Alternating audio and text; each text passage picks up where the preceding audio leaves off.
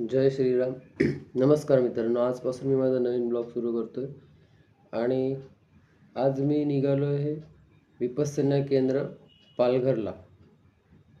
विपස්සन्यासाठी जे म्हणजे आपण ध्यान करतो, मन शांती करतो किंवा आपण एकाग्रता करण्याचा प्रयत्न करतो, श्वासांवर लक्ष द्या म्हणून सगळे सांगतात, पण ते कसं करायचं ते आपल्याला माहिती नसतं.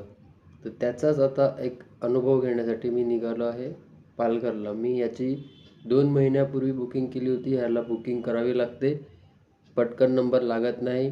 मी इगतपुरीला जाण्याचा पहिले प्रयत्न करत होतो, पण आपल्या विरारपासनं जवळच पालघरला आहे. मित्रांनो, ही माझी बॅग आहे.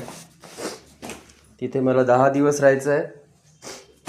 त्याच्यासाठी लागणारं साहित्य त्यांनी सांगितलं आहे, ते मी सर्व कॅरी केलेलं आहे. त्याच्यामध्ये माझे 10 दिवसांचे कपडे, हलके फुलके, स्लीवलेस नाही, जी बनियान, चड्डी, शॉर्ट्स काही चालत नाही तिथे.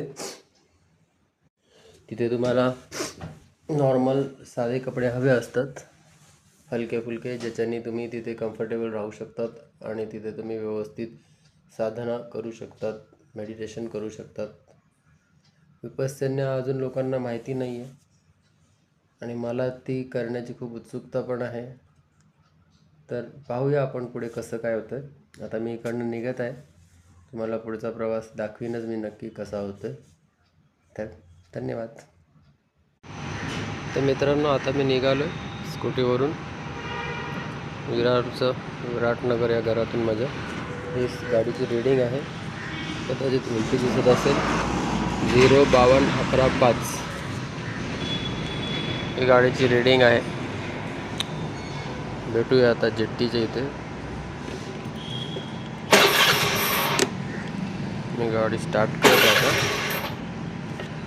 कॅमेरा इथे लावतो.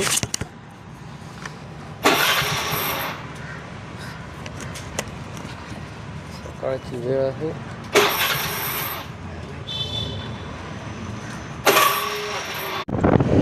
तर मित्रांनो, मी निघालो आहे ग्लोबल सिटी मार्गाने. हा पाठीमागचा रस्ता आहे. मी बिल्डिंग बघू शकतो.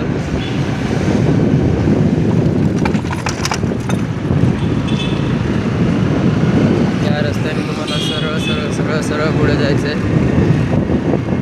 इकडे तुम्हाला एक संकटमोचन हनुमान मंदिर लागतं.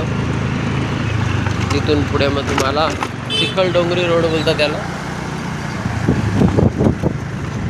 चिखलडोंगरी रोड आहे. तुम्हाला रोड दाखवतो.